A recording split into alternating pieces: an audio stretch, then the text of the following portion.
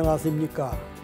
이 시간에는 도산 안창호 선생에 대한 일대기와 안창호 선생이 가지고 있었던 포부, 애국혼, 민족정신 이런 부분에 대해서 말씀을 드리고자 합니다. 제가 언론계에서 일하고 있을 때 우리 독립운동사를 연구하시는 원로 되신 분 몇 분에게 물었어요. 독립운동가들 중에서 살아서 해방 후에 국가 건설의 최고 수반이 될 만한 인물은 누구를 꼽을 수 있습니까? 하고 몇 분한테 물었더니 대부분이 도산 안창호 선생하고 보제 이상설 선생을 꼽더라고요. 그래서 그 이유를 물었더니 두 분은 한결같이 폭이 넓고 식견을 갖추고 있었고 그리고 결단력을 갖고 화평 지도자다. 미래를 창조할 수 있는 비전을 갖춘 지도자.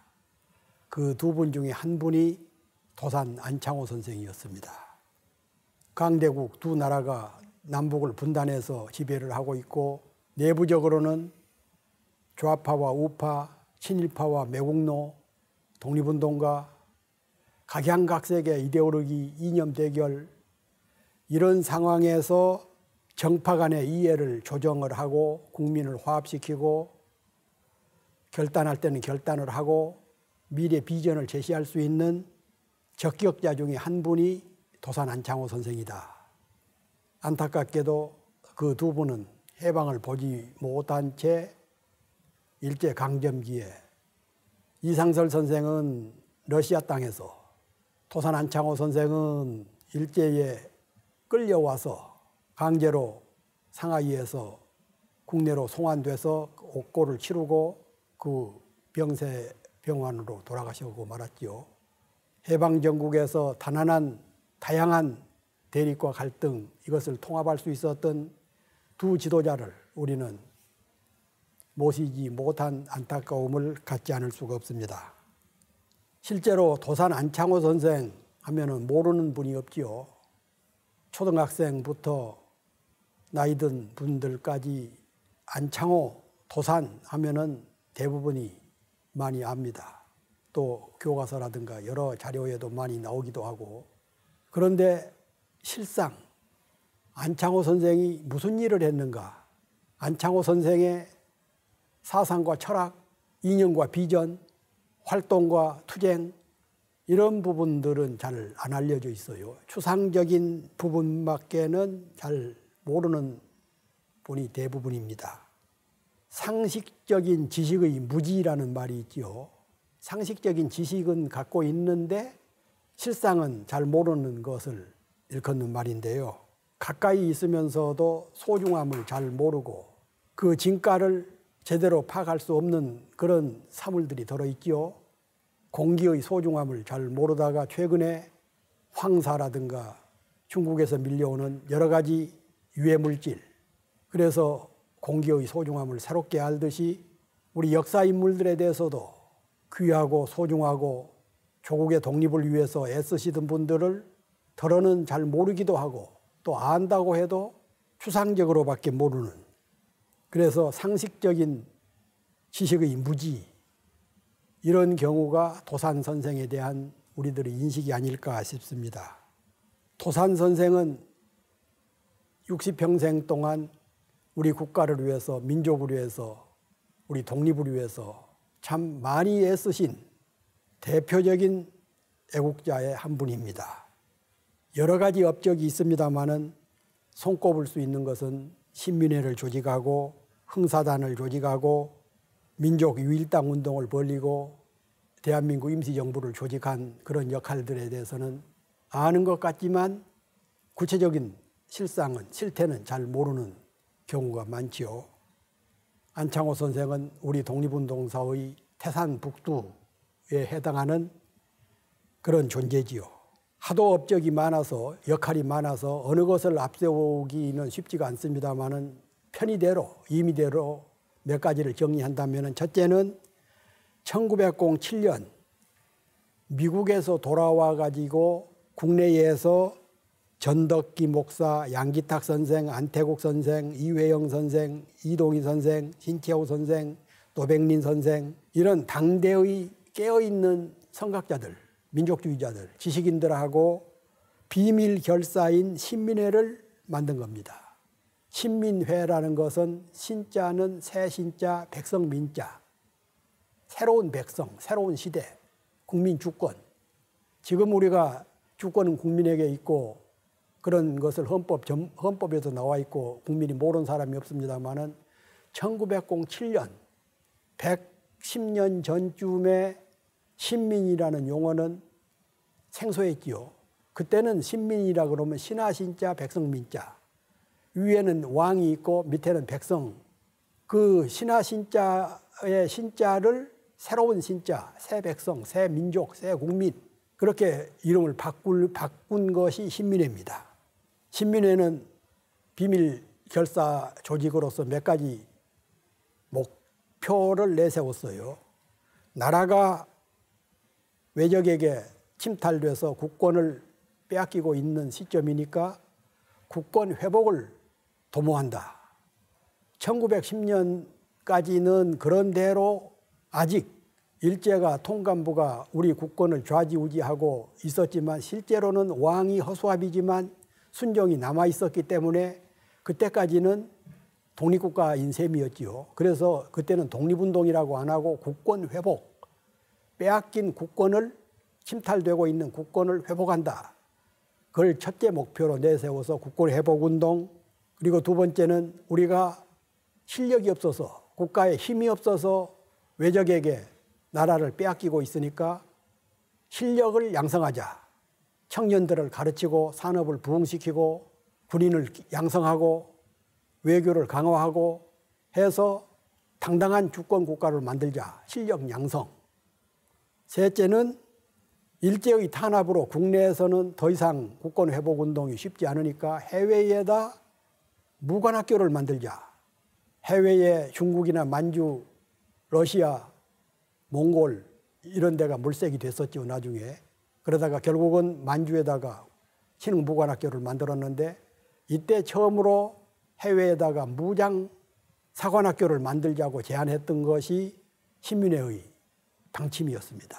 그리고 인재 양성, 언론 창달, 대한매일신보를 신채호 선생, 박은식 선생, 양기탁 선생 이런 우리 민족 언론인들이 중심이 됐던 대한매일신보를 그때 만든 겁니다.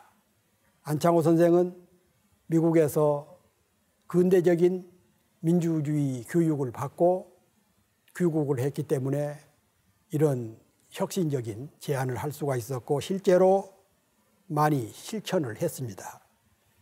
두 번째는 대한민국 임시정부를 수립하는데 모태 역할을 했다. 1919년 3월 1일부터 3월, 4월 두 달 동안 조선에서는 당시 우리나라 이름이 조선이었지요. 조선에서는 전국 18개 도에서 220만 명, 10분의 1 이상이 독립만세를 외쳤지요. 신분, 직업, 성별, 귀천에 차이가 없었습니다. 심지어는 기생들까지도 거리에 나와서 일제와 싸우고 순경들하고 일본 헌병들하고 싸우면서 독립만세를 외쳤고 노비, 천민들까지도 독립만세를 외쳤지요. 소수의 친일파들, 을사오적, 경술 국지대 7적 이런 자들 소수를 빼고는 조선에 우리 대한에 온 국민이 한 덩어리가 되어서 독립만세를 외쳤고 결국은 민주공화제를 부르짖었고 그런 덕택으로 대한민국 임시정부가 수립됐는데 당시 임시정부의 울타리를 짠 사람이 만든 분이 도산 안창호 선생입니다. 그때 당시 임시정부에서는 도산을 국무총리 서리 겸 내무총장으로 지명을 했죠. 당시 헌법에 의해서 국무총리를 이승만, 미국에 있는 이승만을 뽑았는데 이승만은 미국에서 상하이로 오지 않고 1년 반 후에야 왔습니다. 그리고 이승만뿐만 아니라 정부, 우리 지금으로 보면 장관급 부장급들은 대부분이 해외 제3국에 있어서 거의 상하이 현장에는 못 오고 유일하게 내무총장 겸 국무총리 설이었던 안창호 선생만 부장급에서는 임시정부에 참석을 했어요. 그래서 실질적으로 초기 운영은 도산 선생이 대한민국 임시정부를 운영한 겁니다.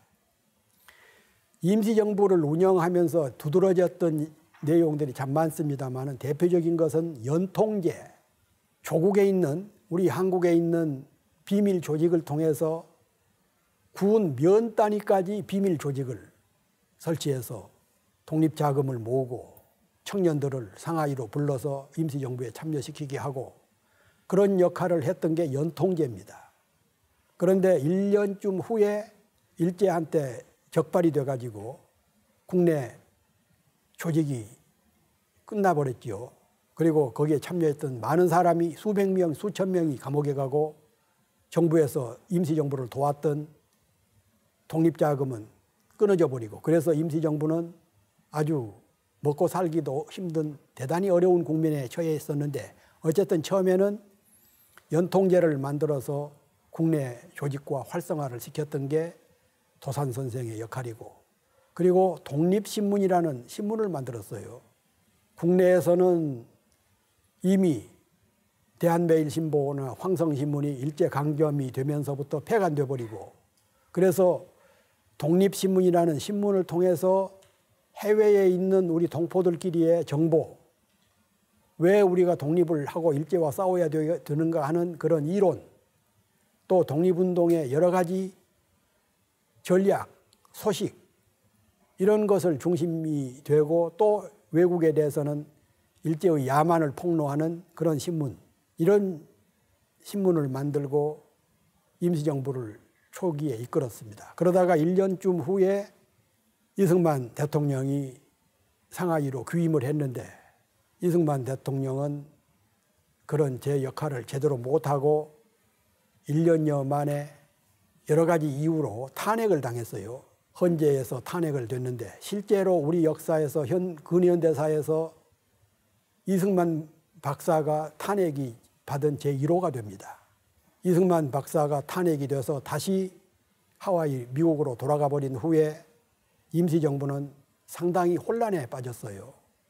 그러나 어쨌든 초기에 그 어려웠던 시절에 도산 선생이 임시정부를 만들었고 1년 반여 동안은 아주 유능한 지도자로서의 역할을 다했다. 지금도 독립신문, 연통제 이런 기여는 독립운동사에 크게 기록이 되고 있습니다. 세 번째는 한국 유일 독립당을 조직을 한 겁니다. 앞서 잠깐 언급했던 대로 이승만 박사가 탄핵이 돼서 미국으로 돌아가 버린 후에 임시정부는 상당히 분열상을 면치 못했어요. 특히 그 러시아 레닌 정부가 지원해주는 독립기금을 일부 사회주의 계열 쪽에서 착복을 해가지고 그런 문제, 또 지역색, 정파색, 이념색 여러 가지 분란 때문에 임시정부가 상당히 어려워졌는데 그때 한국 유일 독립당, 좌파든 우파든 지역 영남파든 호남파든 충청파든 경기파든 이북파든 통합을 해서 독립운동 단체를 역량을 키워나가자 이런 역할을 해서 결국은 한국 유일당 운동이 성공은 못했습니다마는 그런 부분에서 자신의 모든 것을 다 내려놓으면서 통합운동을 벌였고 그리고 해외 각 지역, 만주, 러시아, 미국, 하와이 이런 데를 순방을 하면서 교포들을 설득해서 독립기금을 모금하고 유일당 운동을 전개하고 했던 것은 도산 선생의 큰 업적 중에 하나입니다. 네 번째는 흥사단을 만든 겁니다.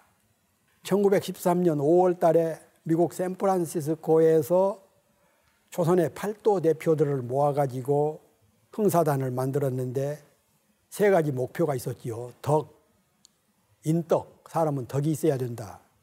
그리고 큰 일을 하기 위해서는 건강해야 된다 해서 덕체. 그리고 지식이 있어야 된다.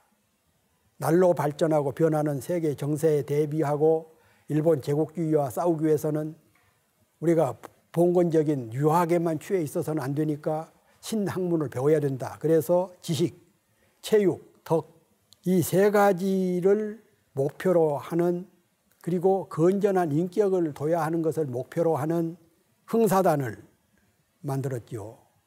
1913년에 만든 흥사단이 지금도 서울 종로 대학로에는 흥사단 본부가 있죠. 100년이 넘은 우리 근대사의 단체 중에서 흥사단이 유일합니다. 그 흥사단을 만든 게 도산 선생이죠. 흥사단이 100년이 지난 지금까지도 활동을 하고 있다는 것은 도산 선생의 인격에 바탕했기 때문에 그런 것이 수명이 그렇게 길다고 할 수 있겠습니다. 다섯 번째는 한국 독립당을 만든 겁니다. 이것도 1930년대 초에 한국 독립당, 한독당, 줄여서 한독당이라는 당을 만들었는데 당강, 당정책, 대강, 대의 이런 것에는 이런 얘기가 나옵니다.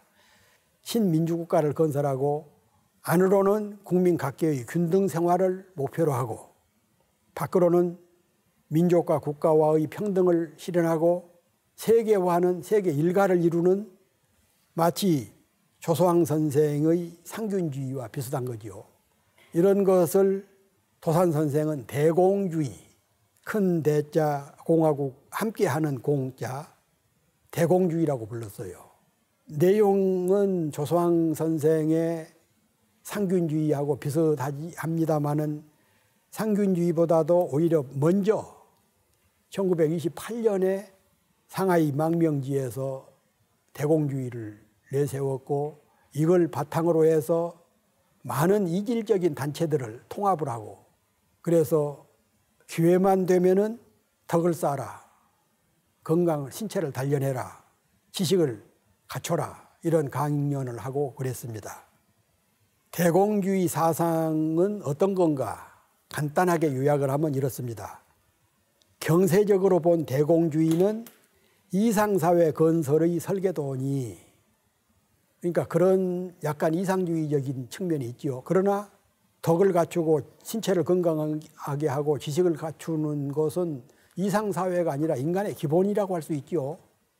어느 조직, 어느 단체, 어느 국민, 어느 사회를 막론하고 덕이 없는 인물, 건강을 스스로 포기하는 인물, 지식이 없는 사람은 상상할 수가 없는 것듯이 도산 선생은 이 대공주의에서 이걸 내세웠습니다. 그래서 도산은 침략주의에 대한 민족 해방 사상, 일본 강도 집단의 침략에 반대하고 대항하는 민족 해방 사상, 정치적으로는 민주사상, 공화주의, 경제적으로는 착취가 없는 민본 사상, 이런 것들을 통합을 해서 링컨이, 미국의 16대 대통령 에이브람 링컨이 주장했던 민유, 민치, 민영, 그리고 중국의 손문 선생이 주장했던 민족, 민권, 민생 이런 것들을 취합을 해서 더불어 살고 공화주의로 살고 세계 평화를 이루고자 했던 것이 대공주의의 본질이었습니다.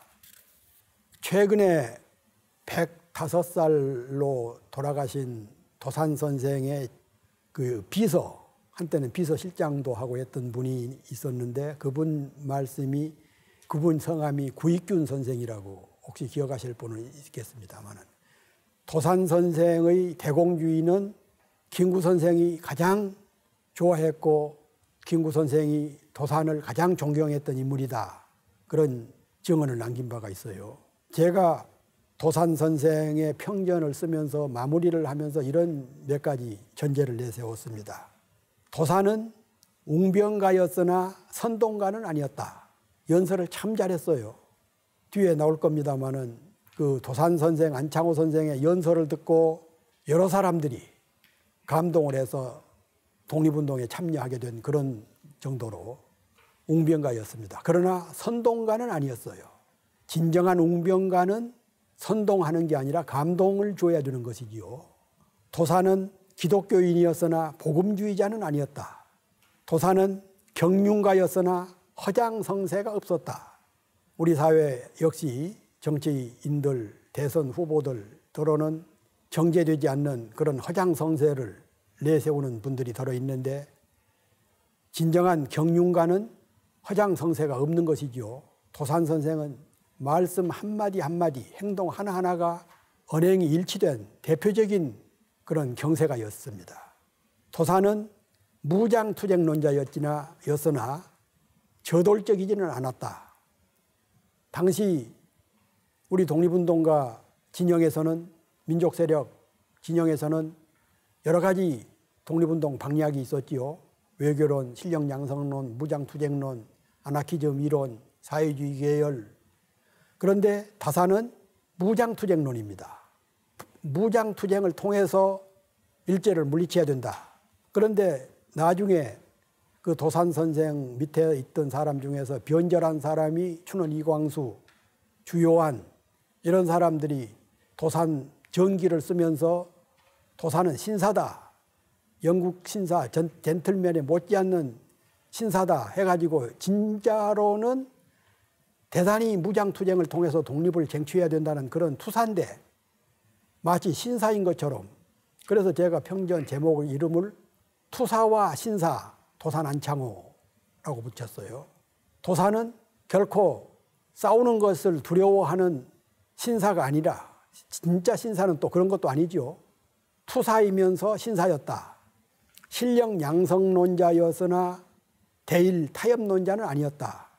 일제강점기 초기에 상당수 지도층 인사들이 실력 양성론을 폈어요. 좋은 거죠. 우리가 실력이 없어서 일제에게 병탄당했으니까 실력을 키우자. 이것 자체는, 목표 자체는 참 좋았는데 국내에서 1930년대가 되면서 실력 양성론자들이 대부분이 일제의 앞잡이가 되어버린 겁니다. 그런데 도산은 실력 양성론자였으나 일제와 타협하지는 않았다. 도산 선생은 고매한 인격주의자지만 문약하지는 않았다. 조선 선비들 중에서 상당수가 문약했죠. 우리가 그 문약하다 보니까 일제한테 나라를 빼앗기게 됐는데 도산 선생 같은 분은 대단한 인격주의자예요. 어디 하나 흠잡을 데 없이 약속은 철석같이 지키고 자신의 철학과 비전, 인격을 대단히 높이 평가하고 지행일치했던 성각자인데 결코 그렇다고 문약하지는 않았다. 앞서 말씀드린 투사이면서 신사였다. 안창호 선생은 점진론을 부르짖었으나 패배주의자는 아니다. 일제는 당시 세계적인 강국이었습니다. 조선은 찌그러질 대로 찌그러져서 전투 한번 제대로 못 해보고 일본한테 먹히고 말았지요. 일본은 청일전쟁, 러일전쟁을 해서 대륙 세력 두 나라를 제압을 했고 미국하고 영국하고는 동맹을 맺어서 세계적인 강국이 돼 있었을 텐데 이런 일제와 싸우기 위해서는 전략과 방법, 우리의 무장투쟁, 실력 양성, 외교론 이런 것을 차분히 해서 일제와 싸워야 된다. 그러면서 점진론을 부르짖었으나 패배주의자는 아니었다. 실력 양성론자들이 나중에 실력을 양성해야 된다고 하다가 패배주의에 빠져버린 겁니다. 일제가 저렇게 강한데 우리가 무슨 수로 일제를 이길 수 있겠는가. 차라리 일제와 타협을 해서 자치라도 얻어내자. 그런 게 실력 양성론자들의 변절한 이유였죠. 그런데 안창호 선생은 패배주의자는 아니었다. 끝까지 무장투쟁론자였다. 안창호 선생은 정치적이었지만 협작꾼은 아니었다. 정치인들 중에 협잡으로 쇠고랑 찬 사람들이 참 너무 많죠, 지금. 그리고 역대 대통령 중에서도 협잡하다가 감옥에 간 사람이 적지가 않고 오늘 또 우리가 지켜보고 있고 그렇습니다만 생애를 훑어봐도 협잡이라는 협자조차도 근처에 얼씬거리지 못할 정도로 깨끗하고 청렴하고 그랬던 분입니다. 그러면서도 내일 죽을지 모레 죽을지 모르는 그런 암담한 일제강점기를 살면서도 항상 성품은 온화하고 그러면서도 무슨 결정을 하면은 실천력이, 뚝심이 보통이 아니었습니다. 온화한 성품에 가진 분들이 실천력이 좀 약한 편인데 안창호 선생은 실천력도 있고 그리고 성격과 성품이 대단히 온화했고 그래서 따르는 사람이 참 많았고 변절자들도 들어 있었습니다마는 그리고 독선적이지가 않았어요. 그리고 대단히 박학다식했어요. 아는 게 참 많았습니다. 세계 여러 나라를 주유를 하고 워낙 또 총명했고 그래서 박학다식했지만 교만하지가 않았어요. 흔히 지식인들이라든가 언론인들, 정치인들 보면은 좀 많이 뭘 안다는 사람치고 교만하지 않는 사람이 드문데 안창호 선생은 그렇게 박학다식하고 경륜과 철학이 출중했는데도 전혀 교만한 대목이 없을 정도로 온화하고 그런 분이었습니다. 중국까지 일제가 침략을 해서 중일전쟁을 벌이고 우리 독립운동가들을 수색을 하고 밀정을 보내서 탄압을 하고 그랬을 때에 몽골에다가 이상촌을 건설을 해서 조국 해방 전사를 키우고 물산을 장려하고 교육을 시키고 그러려고 이상촌 건설에 노력을 했으나 결코 유토피아주의자는 아니었다.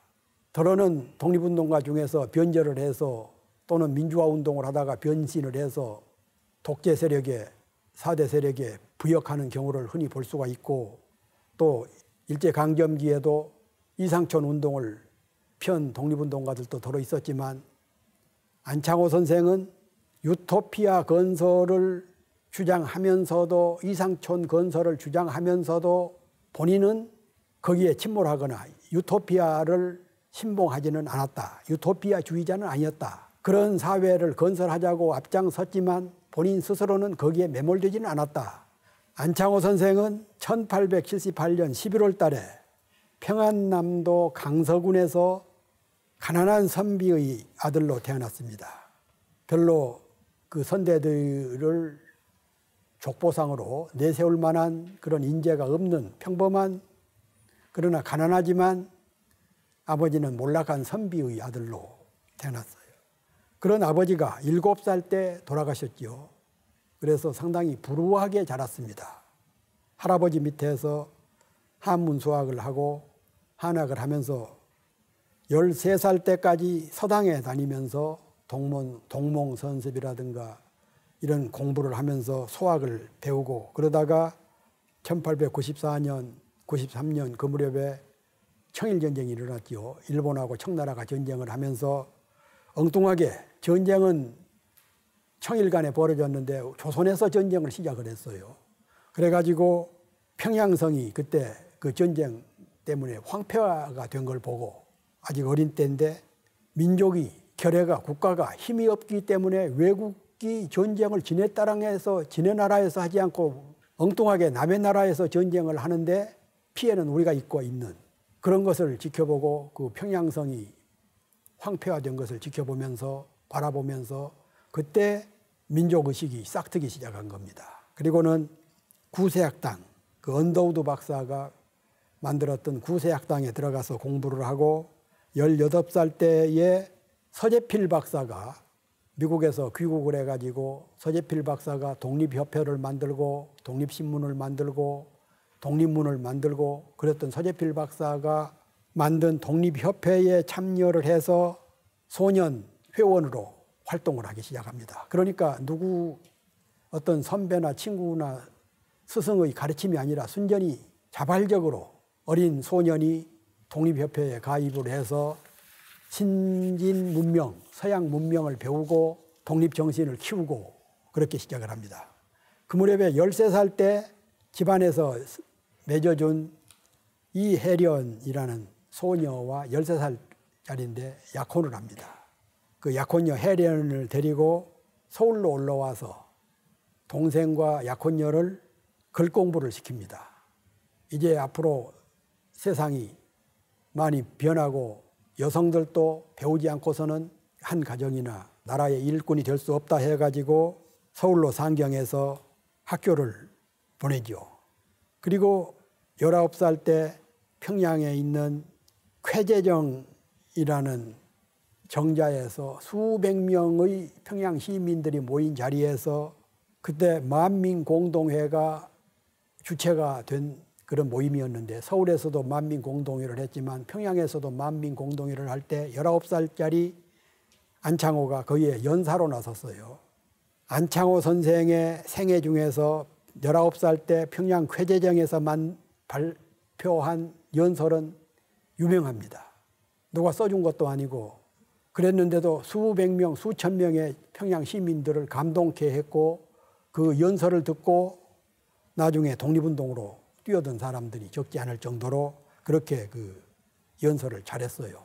연설이 그냥 흥분하고 책상 두들기고 하는 식이 아니라 설득조, 감동조, 진실 이런 것을 가지고 연설을 했던 겁니다.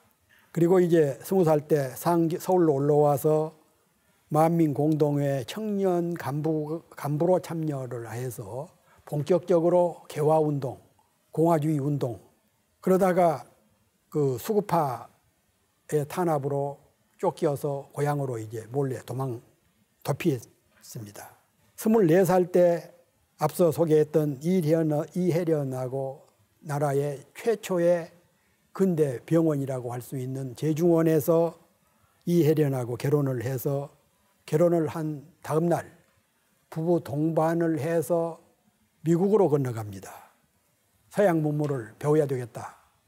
일본이 이미 서양 문물을 배워가지고 우리를 침탈하고 있고 그러는데 우리는 언제까지나 고루한 유학 사상에 빠져 있어서는 안 되겠다. 그러니까 지켜보면은 그때가 24살 때인데 별로 돈도 없고 자기 부인을 갓 결혼한 부인을 데리고 미국행을 한다는 게 보통 용기가 지금은 고등학생만 중학생만 돼도 해외여행을 할 수가 있는 시대지만 110년 전 100여 년 전에 갓 결혼한 부부가 여비밖에 마련하지 못한 처지에서 해외로 신문명 공부하러 간다는 것은 도산이 아니고는 함부로 할 수 없었던 그런 상황이었죠. 그래서 일본을 거쳐서 하와이 근해에 이르렀을 때 선상에서 도산이라는 호를 짓습니다. 하와이가 그 섬이죠. 외로운 섬이지만 수억만 년이 지나도 제자리를 지킬 수 있는 섬, 섬도자, 외산자, 섬과 산, 태산준령. 섬은 아무리 심한 파도에도 침몰되지 않고 태산은 아무리 험한 비바람에도 제자리를 지킬 수 있는 그런 그 섬과 산을 합해서 도산이라는 아호를 정하고 죽을 때까지 돌아가실 때까지 도산이라는 호를 사용을 합니다.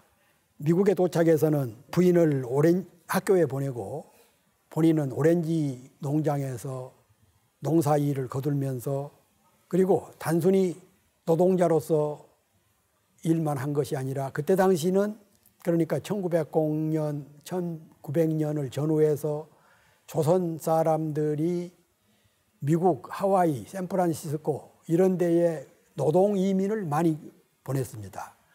미국이 원래는 중국 사람들을 노동 이민을 많이 시켜서 힘든 노동을 중국 사람들을 시켰는데 중국 사람들이 지나다 보니까 좀 게으르고 그리고 이제 자칫해서 패거리 싸움을 하고 그래서 그 중국 사람 대신에 조선 사람들이 근면하고 성실하다. 그래서 조선 사람들을 많이 그 이민을 시켰는데 그러다 보니까 그 하와이라든가 샌프란시스코 같은 데서는 한국인들이 노동 이민 온 사람들이 적지가 않았죠. 이 사람들을 모아서 친목회를 만든 겁니다. 샌프란시스코 한인 친목회. 이것이 미국에서 도산이 처음으로 조직한 친목회인데 이 조직이 나중에는 한인회가 되고 지금도 한인회가 남아있죠. 그러면서 여기서도 이제 그 회장의 피선이 되고 그랬는데 미국까지 흘러간 우리 노동자들 중에서 좀 이제 사람 중에서는 뭐 어느 나라 사람도 다 그런 경우가 있죠.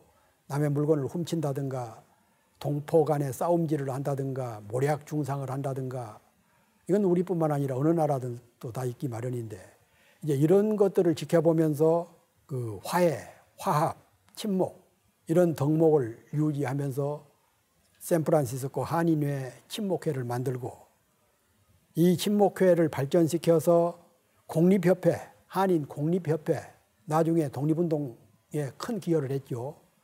이 공립협회를 만들고 그리고 거기서 이제 1905년 을사늑약이 맺어지던 해에 공립신보 샌프란시스코에서 우리 한인들을 상대로 하는 공립신보를 만든 겁니다.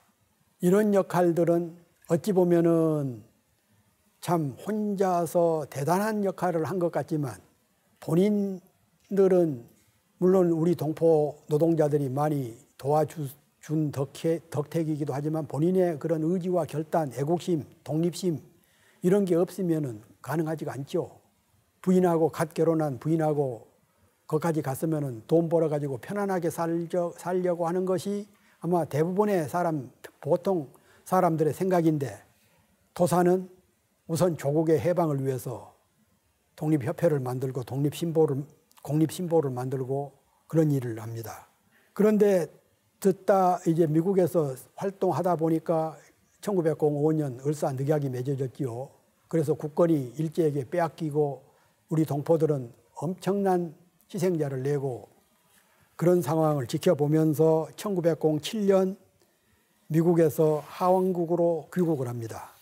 그리고 앞서 설명을 드렸던 신민회, 한국에서 신민회를 만들고 이 신민회를 만들어서 독립운동의 기초를 만들고 해외에다가 무관학교를 만들기로 하고 이런 역할을 한 다음에 1909년에는 우리나라 최초의 청년운동 단체인 청년학우회를 창설합니다. 그러니까 도산이 우리나라 역사상 최초로 만든 게 참 많지요. 여러 가지가 있죠. 청년학우회를 만들고 그 무렵에 1909년 하면은 10월 26일 날 안중근 의사가 이토 히로부미를 하얼빈 역도에서 처단한 그 해지요.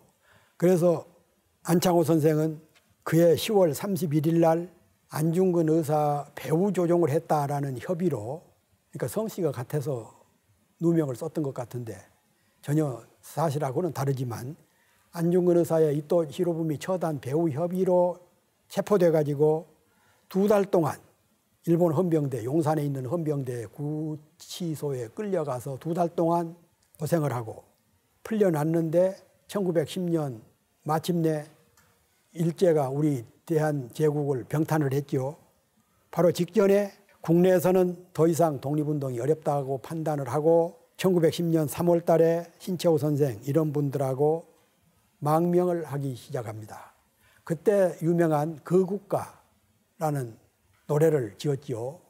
잘 안 알려져 있습니다마는 초등학교, 중학교 교과서에도 실렸던 그런 내용입니다. 거국가 간다 간다 나는 간다 너를 두고 나는 간다 인제 가면 언제 오나 그런 내용이었지요.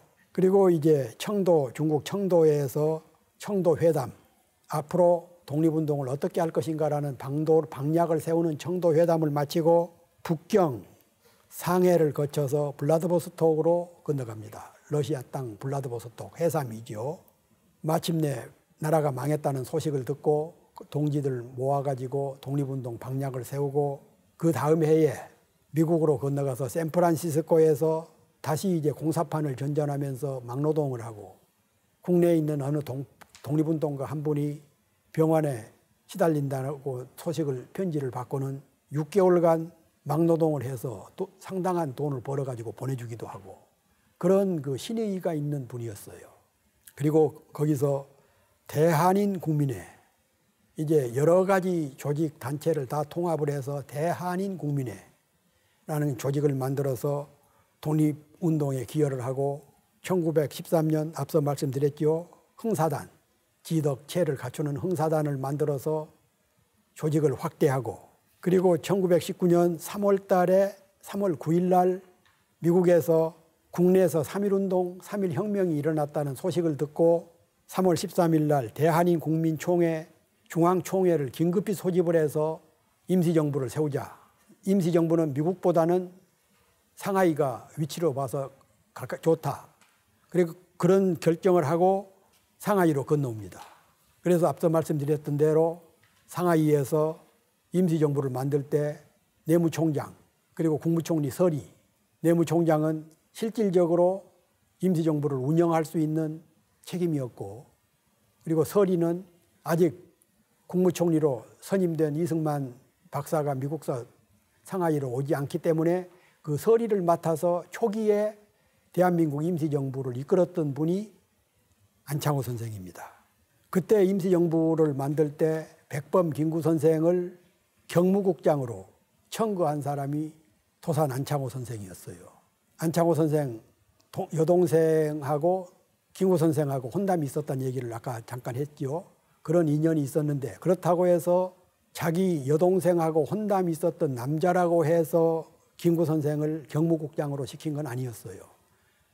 김구 선생은 국내에 있을 때 수치다를 죽여서 일제로부터 사형 선고를 받고 탈출해서 다시 독립운동을 하고 백오인 사건에 구속이 돼서 4년, 5년 감옥살이를 하고 그런 투철한 독립운동가인데 본인은 임시정부를 지키는 경비원, 수의가 되겠다. 그걸 도산 선생이 그 인격, 능력, 겸손함 이런 걸 보고 경무국장으로 청거를 한 거죠. 임시정부를 세워놨는데 일제의 탄압으로 국내에서 자금은 끊어져 버리죠. 그리고 안창호 선생이 미국에 있으면서 어렵게 만들었던 그런 단체들로부터도 독립자금이 끊어져 버린 겁니다. 그 이유는 이승만 박사, 초대 임시정부의 국무총리 겸 국무총리를 했다가 나중에 대통령이 된 이승만 박사가 탄핵이 되면서 그리고 미국으로 돌아가면서 미국 교포들이 보낸 독립자금, 독립성금을 이승만 쪽에서 다 챙겨버린 거예요. 그래서 막상 임시정부에서는 중국인들, 중국인 수의, 중국인 통역관 이런 월급도 못 줄 처지가 되어버리고 그러다 보니까 임시정부는 상당히 난관에 빠지게 된 것이죠.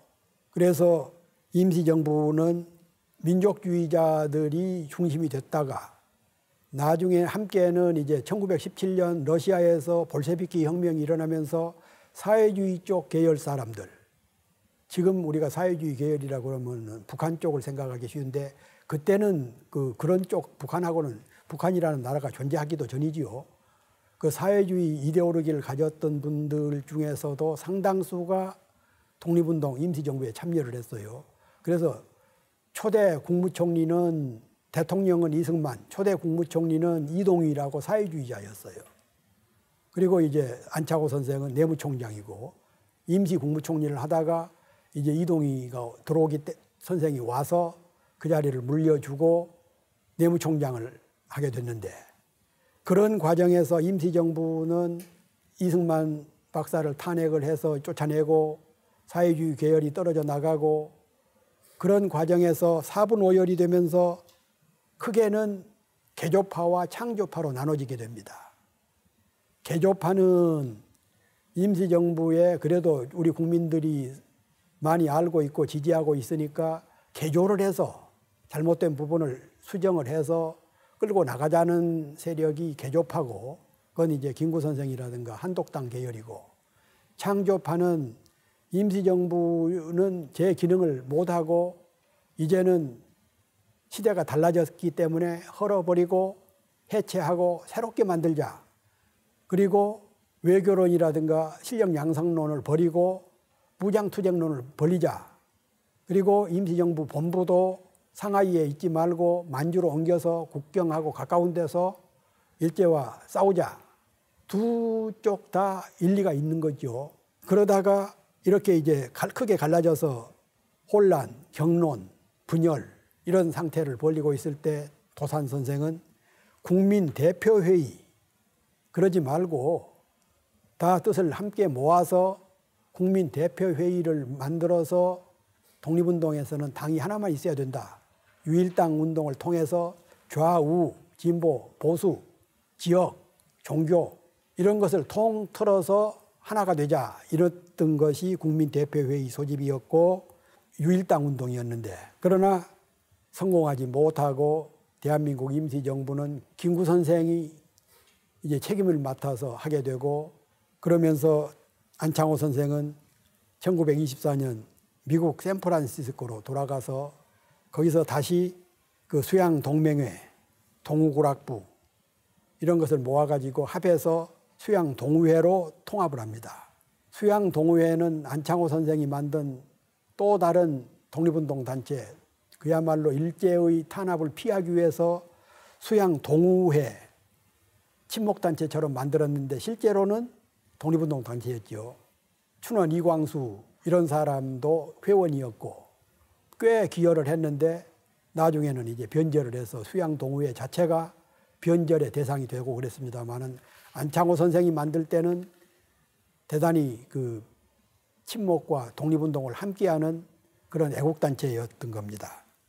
1926년쯤 되면은 일제의 힘이 점점 강해지고 우리 독립운동 단체들은 점점 힘이 약해지고 있을 때에 안창호 선생은 하나의 대안으로 몽골 지역에다가 이상촌을 건설하겠다. 모든 이념, 출신, 지역 이런 것을 통틀어서 함께 거기 가서 수양을 하면서 독립운동 단체를 조직을 하자. 새로운 무장투쟁 단체를 만들자. 그래서 몽골까지 갔는데 국내에서 돈을 보내주기로 했던 사람들이 일제에 체포되고 그러면서 꿈을 또 이루지 못했죠. 실제로 당시에 그 만주에서는 우당 이회영 선생 일가가 전 재산을 팔아서 만든 신흥무관학교가 한 10년 동안 3,500명 정도의 군관을 키우고 그 군관들이 나중에 독립군, 광복군, 청산리 대첩, 봉오동 전투 이런 데 핵심적인 역할을 했었는데 만약에 몽골 지역 어디쯤에 이상촌 같은 게 건설이 됐다 그러면 그에 못지않는 역할을 했을 수가 있었는데 자금이 없어가지고 결국은 못하고 말았습니다. 대한민국 임시정부는 김구 선생을 중심으로 해서 여러 차례 황골 탈퇴를 통해서 새롭게 지도체제가 형성이 되고 김구 선생이 1932년 비밀리에 한인 애국단을 만들어서 그해 초에 일본의 이봉창 의사를 밀파해서 일본 왕을 폭탄을 던졌다가 맞지 않았고 그리고 4월 29일 날 윤봉길 의사, 한인 애국단원이었던 윤봉길 의사가 홍구공원에서 폭탄을 던져가지고 그날이 일본 천장절, 일본 왕 생일날이었는데 일본 요인들, 일본 주중대사, 일본군 만주 중국 총사령관 이런 자들을 죽였지요.